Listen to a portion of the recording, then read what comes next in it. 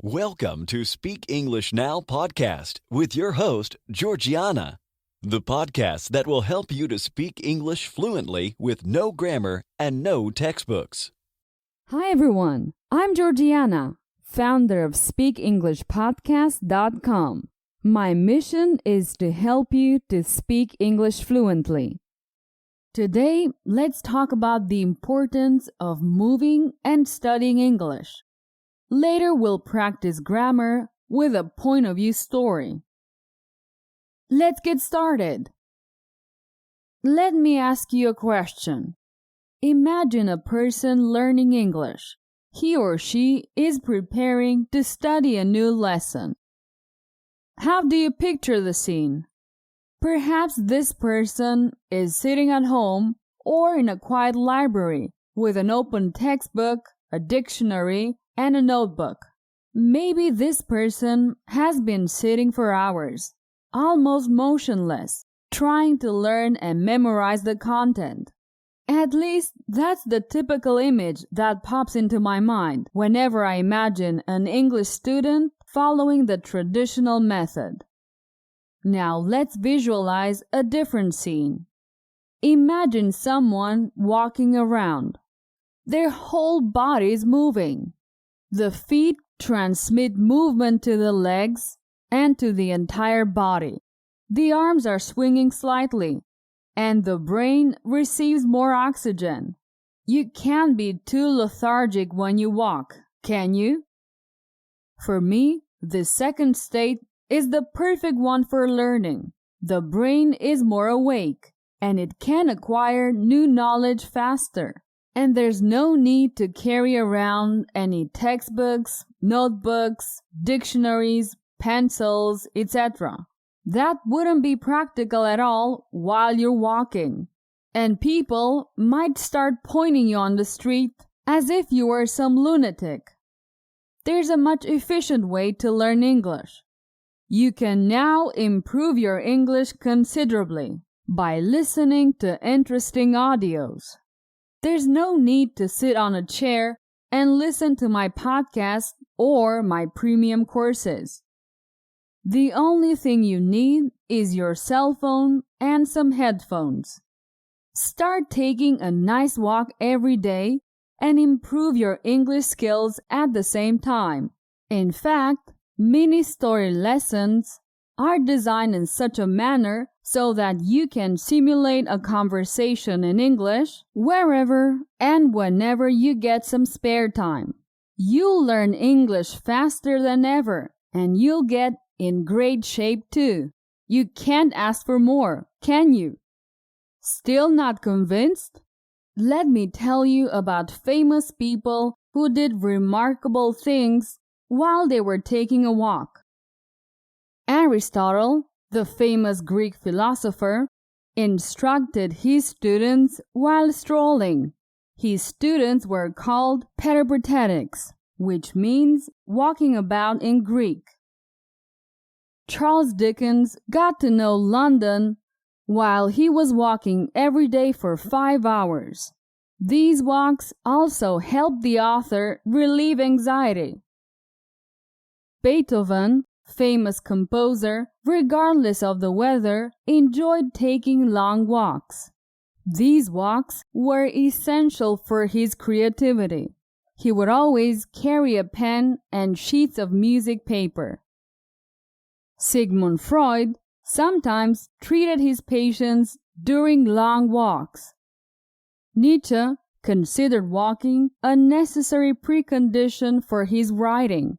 Every day he would set off on a 2-hour walk with his notebook. Einstein often felt like he needed to take a long walk on the beach to work out complex problems in his head.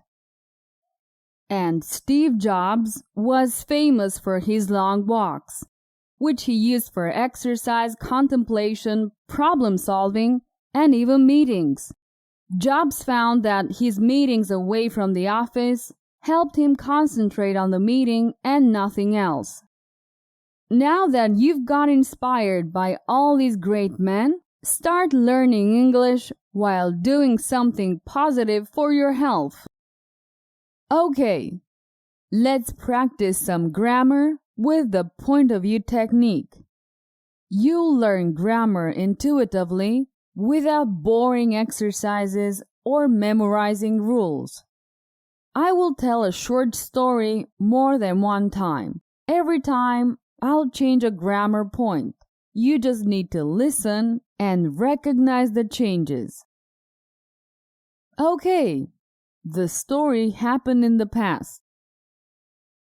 Mia was an excellent English student. She didn't learn alone, but with her friend Carol. They both studied English together. They met every Thursday afternoon at the library. They were there for 5 hours. They studied in silence, and 7 out of 10 times they fell asleep.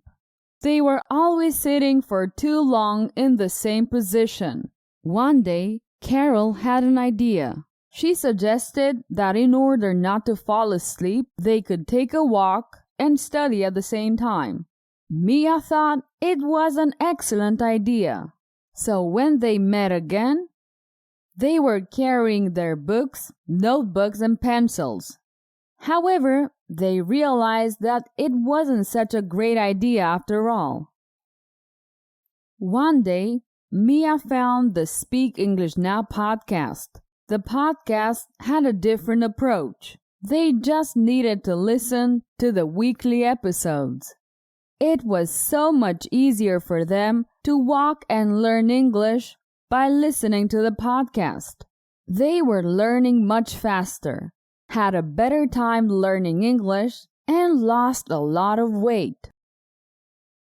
Now imagine the situation as something hypothetical.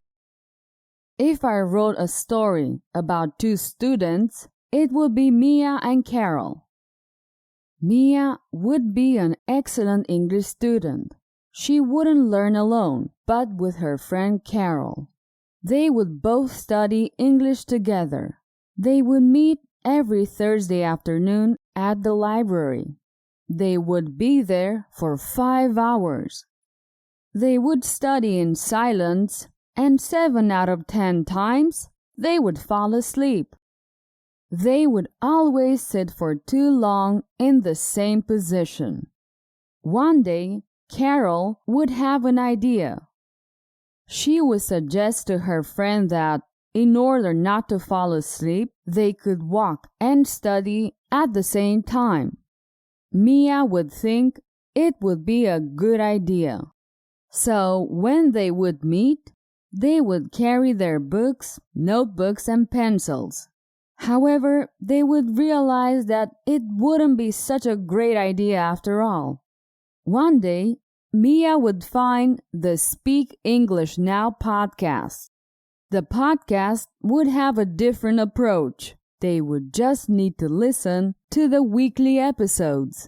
It would be so much easier for the 2 friends to walk and learn English by listening to the podcast. They would learn much faster, would have a better time, and lose a lot of weight.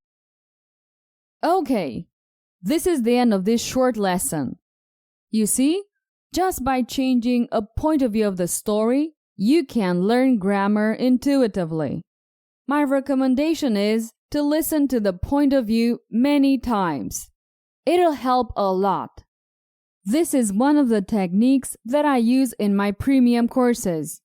I recommend you to take a look at speakenglishpodcast.com/courses. Okay, it's the end of this episode. Remember to listen to it several times. It will help you with your English.